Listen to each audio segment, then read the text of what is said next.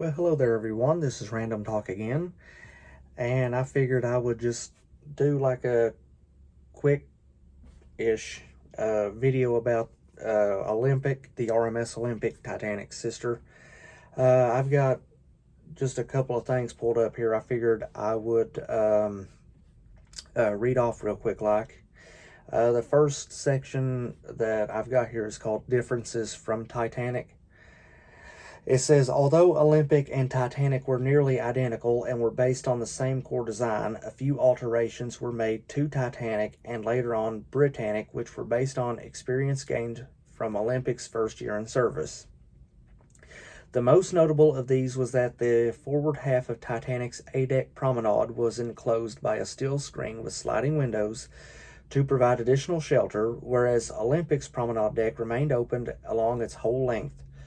This was a major contributor to Titanic's increased gross register tonnage of 46,328 tons over Olympic's 45,324 tons, which allowed Titanic to claim the title of largest ship in the world. Additionally, the B-deck first-class promenade decks installed on Olympic had proven to be scarcely used because of the already ample promenade space on A-deck. Accordingly, Thomas Andrews eliminated this feature on Titanic and built additional enlarged staterooms with ensuite bathrooms.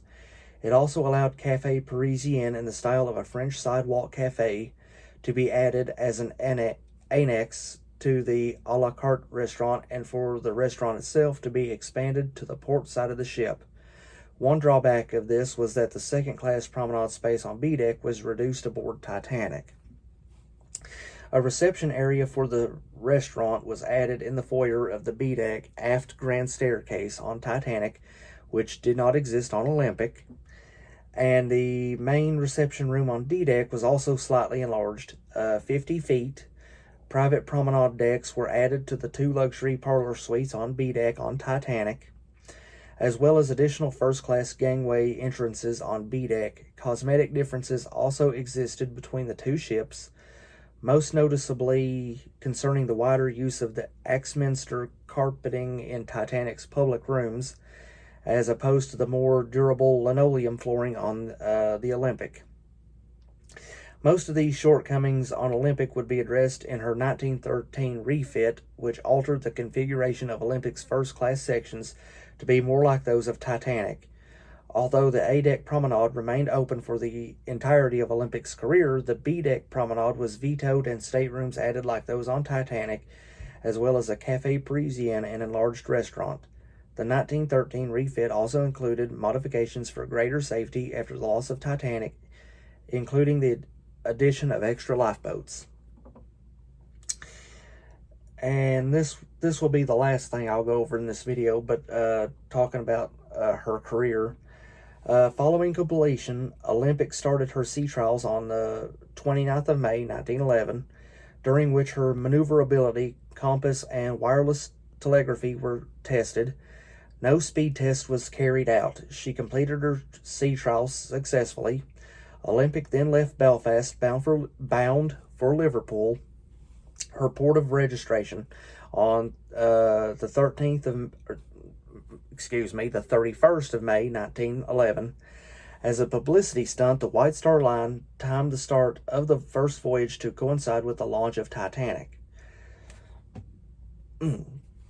After spending a day in Liverpool, open to the public, Olympic sailed to Southampton, where she arrived on June the 3rd, to be made ready for her maiden voyage. Her arrival generated enthusiasm from her crew and newspapers.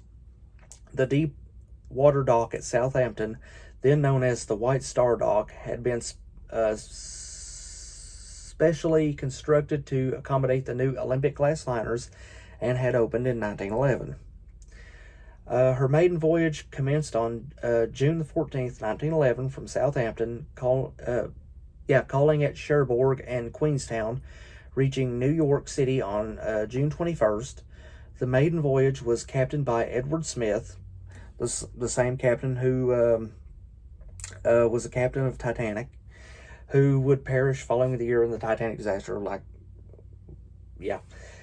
Designer Thomas Andrews was present for the passage to New York and return, along with a number of engineers with Bruce Ismay and Harland and Wolff's Guarantee Group, who were also aboard for them to spot any problems or areas for improvement. Andrews would also lose his life in the Titanic disaster, unfortunately. As the largest ship in the world and the first in a new class of superliners, Olympic's maiden voyage attracted considerable worldwide attention from the press and public. Following her arrival in New York, Olympic was opened up to the public and received over 8,000 visitors. More than 10,000 spectators watched her depart from New York Harbor for her first return trip. During her third crossing, an observer of the Cunard Line was on board in search of ideas for their new ships then under construction, the Aquitania. Yeah, that, like I said, those two bits is all I'm going to do for the RMS Olympic in this video. Hope you enjoyed it. Have a good night, rest of your day, wherever you may live. This is Random Talk signing out, and have a good one.